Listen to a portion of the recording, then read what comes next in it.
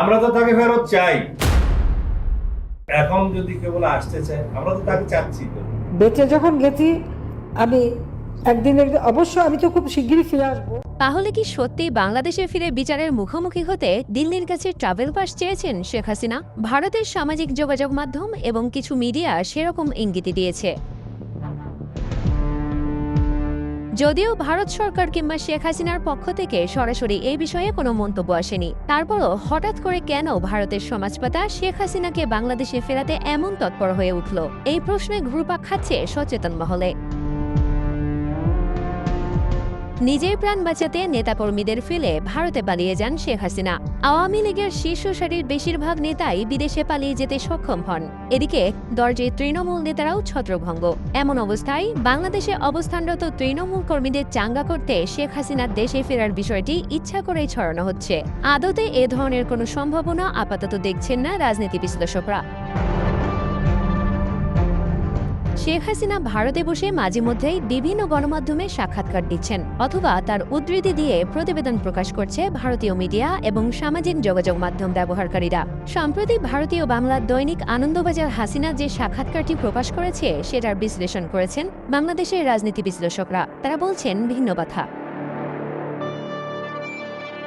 হাসিনার উদ্ধৃতি দিয়ে ওই সাক্ষাৎকারে বলা হয় তিনি বাংলাদেশের মাটিতে ফিরবেন এবং সেটি হবে মাথা উঁচু করে। তার ভাষায়, আমি দ্রুতই বাংলাদেশের মাটিতে ফিরব, গণতান্ত্রিক পরিবেশ ফিরিয়ে আনার গর্ব নিয়েই ফিরব। বিশ্লেষকদের ভাষায় তার এমন বক্তব্য কেবল নেতাকর্মীদের চাঙ্গা রাখার কৌশল মাত্র। খুবই লক্ষণীয় বিষয় হল এই দীর্ঘ সময়ে তিনি বাংলাদেশের জনগণের কাছে কোনো ক্ষমা চাননি। তার মধ্যে এখনও নেই কোনো অনুশোচনা, বরং হাসিনার অহংকার তার প্রতিটি সাক্ষাৎকারে স্পষ্ট। সাক্ষাৎকারে তিনি দাবি করেন দলের কোটি কোটি সমর্থক এবং লাখো নেতাকর্মী এখনও দেশে সক্রিয় রয়েছেন। তার ভাষায়, আওয়ামী লীগ মানুষের আবেগের অংশ, ফলে আমাদের ফিরে আসা অনিবার্য। এটি কেবল সময়ের ব্যাপার। বিশ্লেষকরা মনে করছেন এ ধরনের কথা কেবল নেতাকর্মীদের আশ্বস্ত করার কৌশল। অথচ তিনি যখন পালিয়ে যান তখন তাদের কথা একবারও ভাবেননি। ভাবলে দেশেই থাকতেন, প্রয়োজনে প্রাণ দিতেন কিংবা জেলে অবস্থান করতেন। কিন্তু তৃণমূল কর্মীদের তিনি কোনো গুরুত্ব দেননি বলেই এখন এই ধরনের কথা বলে তাদের চাঙ্গা করার চেষ্টা করছেন।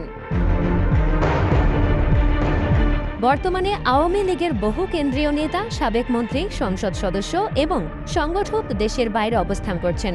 বিশেষ করে ভারত, যুক্তরাজ্য, কানাডা এবং মধ্যপ্রাচ্যের বিভিন্ন দেশে দলটির নেতাদের অবস্থানের খবর বিভিন্ন সময়ে সামনে এসেছে। এ প্রসঙ্গে আনন্দবাজারের ওই সাক্ষাৎকারে শেখ হাসিনা বলেন, কেউ স্বেচ্ছায় দেশ ত্যাগ করেননি, প্রাণ বাঁচানোর জন্য অনেকেই দেশ ছাড়তে বাধ্য হয়েছেন। বিশ্লেষকরা তার এই বক্তব্যের জের ধরে উল্টো প্রশ্ন ছুড়ে দিয়েছেন। তার ভাষায়, আওয়ামী লীগ মানুষের আবেগের অংশ, যদি তাই হয় তাহলে প্রাণ বাঁচানোর জন্য পালিয়ে যেতে হলো কেন? দেশে থেকে এই পরিস্থিতি মোকাবেলা করার মতো সামর্থ্য কিংবা মনোশক্তি কি তাদের নেই? হাসিনার দাবি, বিদেশে অবস্থানকারী নেতারা আন্তর্জাতিক মানবাধিকার সংগঠন ও বিশ্ব সম্প্রদায়ের কাছে বাংলাদেশের বর্তমান পরিস্থিতি তুলে ধরছেন এবং সমাজপাতার মাধ্যমে রাজনৈতিক কর্মকাণ্ড চালিয়ে যাচ্ছেন। সাক্ষাৎকারে শেখ হাসিনা অন্তর্বর্তী সরকার এবং পরবর্তীতে গঠিত বিএনপি সরকারের সমালোচনাও করেন। তিনি দাবি করেন বর্তমান সরকার গণতান্ত্রিক বৈধতা হারিয়েছে এবং প্রশাসনিক ও রাজনৈতিকভাবে দেশকে সংকটের দিকে ঠেলে দিয়েছে। আওয়ামী লীগের পক্ষ থেকে দেশে ও বিদেশে চলমান রাজনৈতিক কার্যক্রমকে তিনি গণতন্ত্র পুনঃপ্রতিষ্ঠার আন্দোলন হিসেবে উল্লেখ করেন।